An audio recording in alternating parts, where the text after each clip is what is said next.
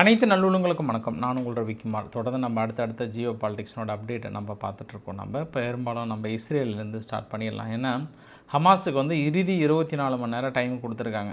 வழக்கமாக ட்ரம்ப் இது மாதிரி டைம் கொடுக்குறதெல்லாம் சர்வசாதாரணம். ஏன்னா நம்ம இதுக்கு முன்னாடியே பார்த்துருக்கோம். எலெக்ஷன் முடிஞ்ச உடனே ஹமாஸுக்கு இறுதி எச்சரிக்கை முடிச்சுடுவோம் கதையானாங்க. பட் அதே டைலாக் தான் சொல்லிகிட்டு இருக்காங்க. ஆனால் கொஞ்சம் அவர் சொல்கிறாரோ இல்லையா, அங்கே சீரியஸாக தான் இருக்குது காசாவுக்குள்ளார.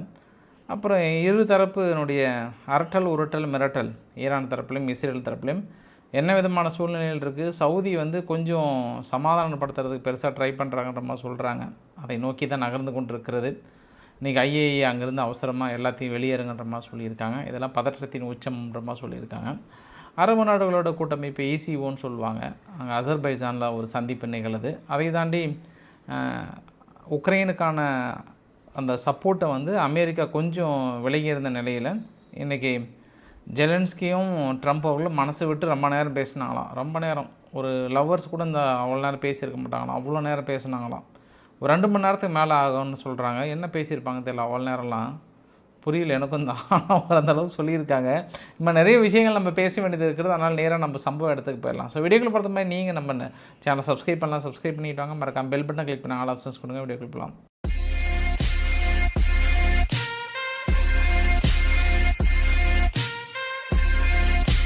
நம்ம ஈரானுக்குள்ளே போகிறதுக்கு முன்பு ஃபஸ்ட்டு நம்ம காசாக்குள்ளே ஒரு சில விஷயத்தை பேசிட்டு போயிடலாம். ஏன்னா இறப்புகள் அப்படின்றது வந்து இப்போல்லாம் ஒரு நாளைக்கு 150 பக்கம் சாதாரணமாக தாக்குதல் கொல்லப்பட்டே கொண்டே இருக்கிறாங்க அங்கே இருக்கக்கூடிய மக்கள்.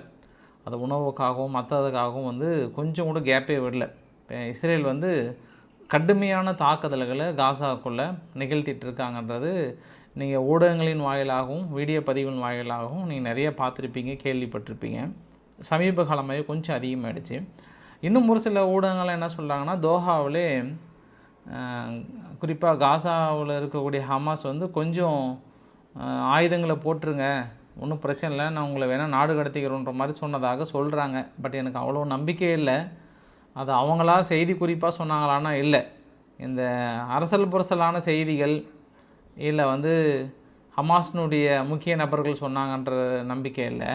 ஆனால் எனக்குள்ளே என்ன நம்பிக்கைன்னா, இப்போ ட்ரம்ப் அவர்கள் சொன்ன ஒரு டைலாக், அடுத்த 24 மணி நேரத்துக்குள்ளே நீங்கள் ஒத்துக்கலை அப்படின்னா, யார் ஹமாஸ் தரப்பில் ஒத்துக்கலை அப்படின்னா நான் எல்லா விதமான உத்தரவுக்கும் நாங்கள் தயாராக இருக்கோம் அப்படின்றத சொல்லியிருக்கிறார்.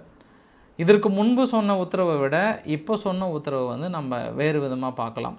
குறிப்பாக இஸ்ரேலில் இருக்கக்கூடிய யூஎஸ்னுடைய அம்பாசிடர் என்ன சொல்கிறாருன்னா, இதுக்கப்புறம் ஹமாஸுக்குன்னு நோ ஃப்யூச்சர் அப்படின்றத வந்து ட்ரம்ப் அவர்கள் வலியுறுத்தியிருக்கிறார். அதை நான் மனதார வரவேற்கிறேன். உங்களுக்குன்னு இதுக்கப்புறம் ஃப்யூச்சர் கிடையாது, அதை நாங்கள் முழுமையாக முடிக்க போகிறோன்றாங்க.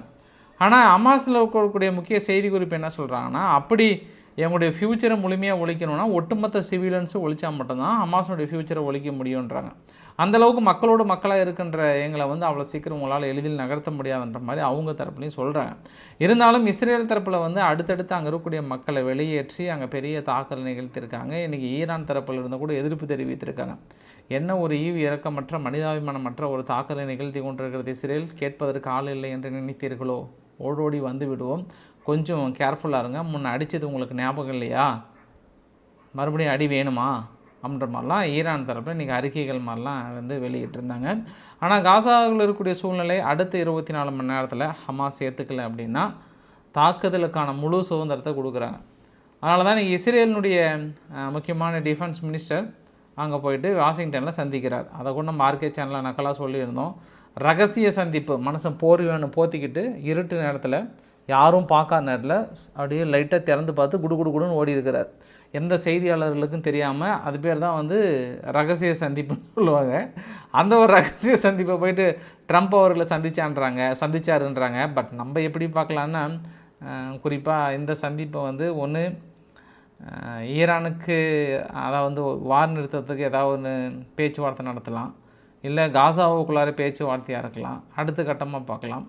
பட் ட்ரம்ப் அவர்கள் என்ன சொல்கிறாருன்னா, ஆப்ரஹாம் அக்காட் அப்படின்னா ஈரானை தவிர மற்ற எல்லா நாடுகளையும் ஒருங்கிணைக்கிற பணியில் ஈடுபடுறாங்க.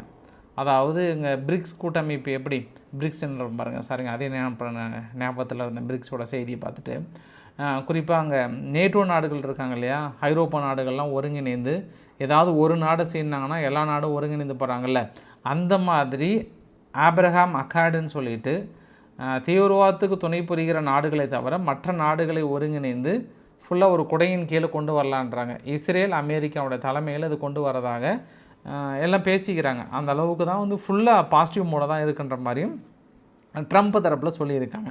அங்கே இருக்கக்கூடிய நிகழ்வுகள் அதை தாண்டி இன்று ஹெஸ்போலாவுடைய நிலைகள் மீது தாக்கல் நடத்தினாங்கன்னா பெரிய தாக்குதல், பெரிய அளவுக்கான ஒரு ஆயுத குடோன்கள் மீதே தாக்கல் நடத்தியிருப்பாங்கன்னு நினைக்கிறேன் நான். ஏன்னா அங்கே இருக்கக்கூடிய வெடி நிகழ்வு பார்க்கும்போதே தெரியுது, ஏதோ ஒரு ஸ்டோரேஜ் இருக்குது போல், அது மேலேயும் அதை மீது தாக்கல் நடத்திட்டாங்க போல். ஒருவேளை ஹெஸ்புல்லா தொடர்ந்து ஆயுதங்களை குவிக்கிறாங்களோ, இந்த தாக்கலுக்கு அப்புறம் தொடர்ந்து சந்தேகம் இருந்துகிட்டே இருக்குது. கொஞ்சம் கூட கேப்பே விடாமல் அந்த சதன் லெபனான் பகுதியில் இஸ்ரேலும் தாக்கல் நிகழ்த்திட்டே இருக்கிறாங்க. அவங்களும் குட் பாய்ஸ் வந்து கொஞ்சம் ரொம்ப நாள் பொறுமையாக இருக்காங்க. பரவாயில்ல, குட் பாய்ஸ் வந்து இவ்வளோ பொறுமையாக இருக்கிறது பெரிய விஷயந்தான். ஏன்னா இப்போலாம் சும்மா இதுக்கு முன்னாடிலாம் கொஞ்சம் அப்படியே லைட்டாக அடித்தாவே போதும் பயங்கரமாக கோவம் வரும். கோவம் வந்து திடீர்னு ஒரு 50 ராக்கெட் அனுப்புவாங்க அந்த பக்கம் இருந்து, ஹெஸ்புல்லா தரப்பில் இருந்து. ஆனால் இவ்வளோ அடி வாங்கி அமைதியாக இருக்காங்கன்னா பெரிய விஷயந்தான். தொடர்ந்து இஸ்ரேல் வந்து அவங்க இருக்கக்கூடிய நிலைகளில் தாக்கல் நிகழ்த்திட்டே இருக்கிறாங்க கடந்த 60லேருந்து 70 நாட்களாக. இன்று கூட ஹெஸ்புல்லாவுடைய முக்கிய நபர் ஒருத்தர் கார்லேயோ பைக்லேயோ போகும்போது தாக்கல் நிகழ்த்தியிருக்காங்கன்றது கூடுதல் தகவல். அப்படியே நம்ம அங்கேருந்து நம்ம இந்த பக்கம் வந்தோம் அப்படின்னா இஸ்ரேல் பாருங்கள், தெஹ்ரான்கிட்ட வந்துடலாம். தெஹ்ரானில் பொறுத்த வரைக்குங்க அந்த ஃபேக்ட்ரியில் குண்டு வெடிக்கிறது, இல்லை கூட்ஸ் வேர் ஹவுஸ் அப்படின்னா ஆயுத கிடங்குகள் இருக்கக்கூடிய பகுதியில் பற்றி எறிகிறது, தனியாருடைய கிடங்குகள் இருக்கக்கூடிய பகுதியில் பற்றி எறிகிறது, இந்த மாதிரியான விஷயங்கள் குறைகிறதானா குறையவே இல்லை. இன்று கூட 3 சம்பவம், நேற்று விடிய காலையிலிருந்து சாயந்தரம் வரைக்கும் பார்த்தீங்க அப்படின்னா 3 சம்பவம் இது மாதிரி. அதாவது வெடி விபத்து இல்லை, ஆனால் பற்றி எறிகிறது, பெரிய சேதாரம் ஏற்படுறது, இது மாதிரியான சமாச்சாரங்கள் அங்கே நடந்து கொண்டே தான் இருக்கிறது. சரி, இஸ்ரேல் வந்து ஈரானுக்கு என்ன சொல்லியிருக்காங்கன்னா, நீங்கள் யுரேனியம் என்ரிச் அப்படின்றது போனீங்க அப்படின்னா உங்களுடைய ஒட்டுமொத்த வான்பரப்பும் நாங்கள் கட்டுப்பாட்டுக்குள்ளே எடுத்துருவோம், மிகப்பெரிய அளவுக்கான அடிகளை கொடுக்க வேண்டியது இருக்கும், கொஞ்சம் கேர்ஃபுல்லாக இருங்க. இந்த தடவைலாம் நாங்கள் அமெரிக்கா கிட்ட ஒப்புதெல்லாம் எதிர்பார்க்கவே மாட்டோம், அவ்வளோதான், நாங்கள் எல்லாமே தயார் நிலையில் இருக்கிறோம், முடிச்சு போயிட்டே இருப்போம். அயதுல்லா அலி காமேனி அவர்கள் தான் மொதல் டார்கெட்டு, நோட் பண்ணிக்கோங்க. டிஷும் அப்படின்ற மாதிரிலாம் யார் அவங்க தரப்பில் சொல்கிறாங்க. பதிலுக்கு அவங்க தரப்பில் தான் முக்கியம். ஓஹோ, எங்களை பார்த்தே டிஷ்யூம் பண்ணுறீங்களா அப்படின்ட்டு. இப்போ ஈரான் தரப்பில் என்ன சொன்னாங்கன்னா, இன்றைக்கி ஃப்ரைடே ப்ரேயருங்க. இந்த ஃப்ரைடே ப்ரேயரில் அவங்களுடைய இமாம் மாதிரி சொல்கிறாங்க, அயதுல்லா அகமத் கதாமி. அவர் என்ன சொல்லிட்டாருன்னா, ஃப்ரைடே ப்ரேயரில் 2 நபர்கள் நம்மளுடைய பெரிய அளவுக்கு இஸ்லாமிக் ரீஜியனை குறிப்பாக அயதுல்லா அலி காமனில் இந்த அளவுக்கு பண்ணதுனால நெதன்யாஹு அவர்களையும் ட்ரம்ப் அவர்களையும் தூக்கலே போட்டுற வேண்டியது தான், இதுக்கப்பெல்லாம் நம்ம பொறுமையாக இருக்கக்கூடாதுன்றாங்க.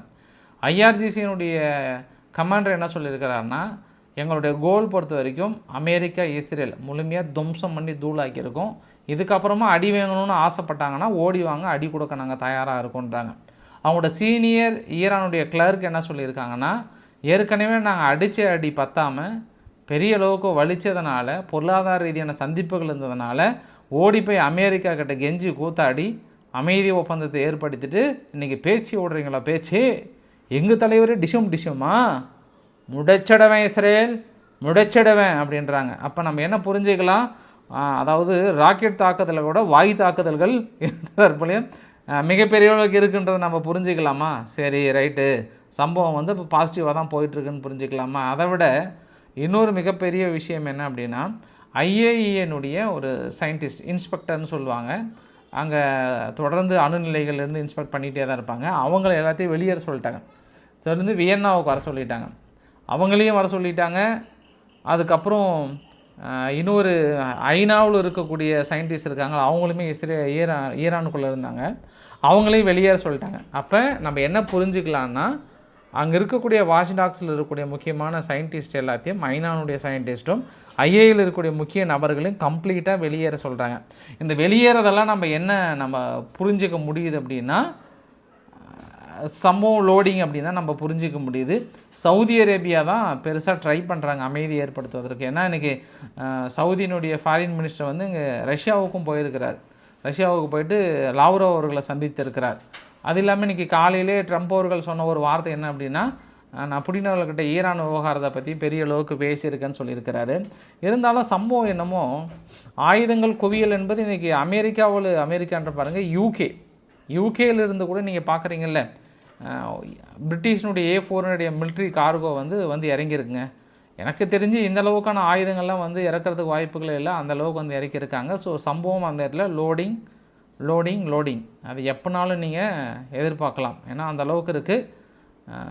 பொறுமையாக இருக்கிறத பார்த்தா ஒரு சில சந்தேகங்களை கிளப்பி இருக்கிறது. இப்போ நம்ம உக்ரைன்கிட்ட போகணும் அப்படின்னா நிறைய வீடியோ பதிவுகள், கிட்டத்தட்ட ரஷ்யா வந்து ருத்ரதாண்டவம் ஆடி இருக்காங்க.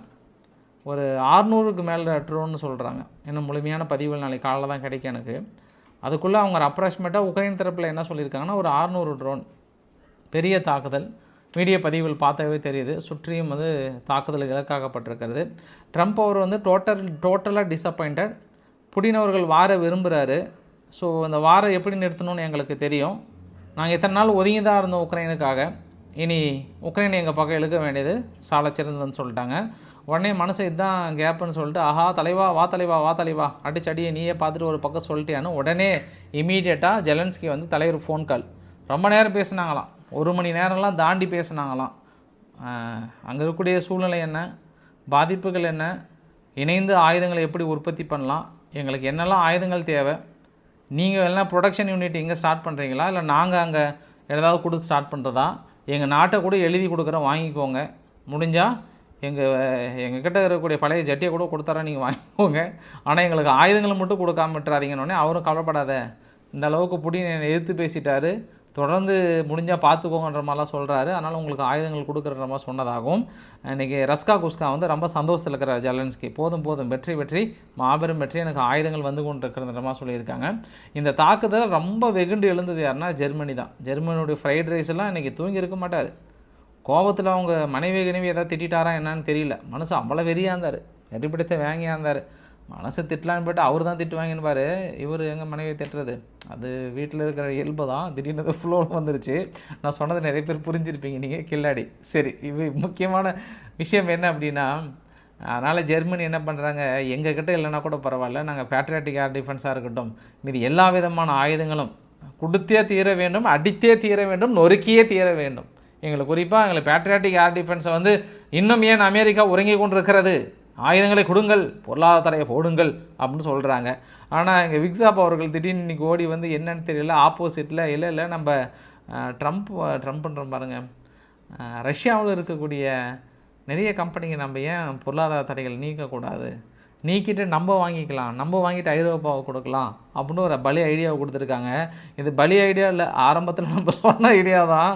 கடைசியில் நீங்கள் அங்கே தான் வருவீங்க. இதில் ஏமாந்த ஏலகிரி யாருன்னா அவங்க தான், ஐரோப்பா தான் நினச்சோம், அந்த வழிக்கு நின்றுட்டாங்க. ஆனால் இப்போ உக்ரைன் என்ன சொல்கிறாங்கன்னா, ஐயா நீங்கள் வந்து தடைகள்லாம் போகிறத கூட இவங்கெல்லாம் செகண்டரி தாங்க எங்களுக்கு, ரஷ்யா கூட. இங்கே பாருங்கள், இன்றைக்கி நிகழ்த்தப்பட்ட ட்ரோனில் சுட்டு வீழ்த்தப்பட்ட ஒரு பகுதி 20/6/2025 ஷுஹோன்னு சொல்லிட்டு அந்த மேனுஃபேக்சரிங் கம்பெனி வந்து எங்கே இருக்குன்னா சீனாவில் இருக்குது. சீனாவில் இருந்தால் கொடுத்துருக்காங்கன்றாங்க.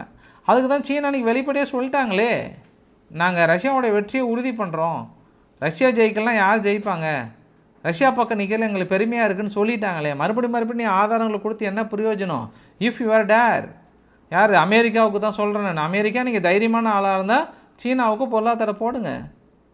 இன்றைக்கி கூட பாருங்கள், ஈரானில் இருக்கக்கூடிய 57 கப்பல் நிறுவனங்களுக்கு மேலே பொருளாதார தடை விதித்தாங்க. ஆனால் ஈரான் என்ன சொன்னாங்கன்னா, ஐயா நாங்கள் இங்கேருந்து சீனாவுக்கு அனுப்புறதுலையோ இல்லை மற்ற நாடுகளுக்கு இங்கே அனுப்புறதுல நீங்கள் எப்படி பொருளாதார தடை விதிக்க முடியும், போங்க அங்கிட்டு கொஞ்சம் போய் ஓரமாக போய் பொருளாதார தடை போடுங்க அப்படின்னு அவங்கள சொல்லியிருக்காங்க. இது அங்கே இருக்கக்கூடிய நிகழ்வுகளையும் தாண்டி மிக முக்கியமான சந்திப்பு, ECOன்னு சொல்லுவாங்க. ECO சந்திப்பு அப்படின்னா அந்த வரைபடத்தில் பார்க்குறீங்கல்ல, இந்த வரைபடத்தில் Afghanistan, Azerbaijan, Iran, Kazakhstan, Kyrgyzstan, Pakistan, Tajikistan, Turkey, Turkmenistan, Uzbekistan, இந்த நாடுகள்லாம் அசர்பைஜானில் இருக்கக்கூடிய பகுதியில் இன்றைக்கி ஒரு கூட்டம் கூட்டுறாங்க பாக்குவில். இந்த அசர்பைஜானுடைய கூட்டத்தில் எல்லாருமே கலந்துக்கிறாங்க, வீடியோ பதிவு கூட பாருங்கள். துருக்கி, குறிப்பாக ஈரான், அப்புறம் பாகிஸ்தான், இவங்களாம் கலந்துக்கிறாங்க. இன்னும் என்ன விதமான முடிவுகள் எடுக்க போகிறாங்கன்னு தெரியல, பயங்கரமாக அதிரடியான முடிவுகள் எடுப்பாங்கன்னு நினைக்கிறேன் நான்.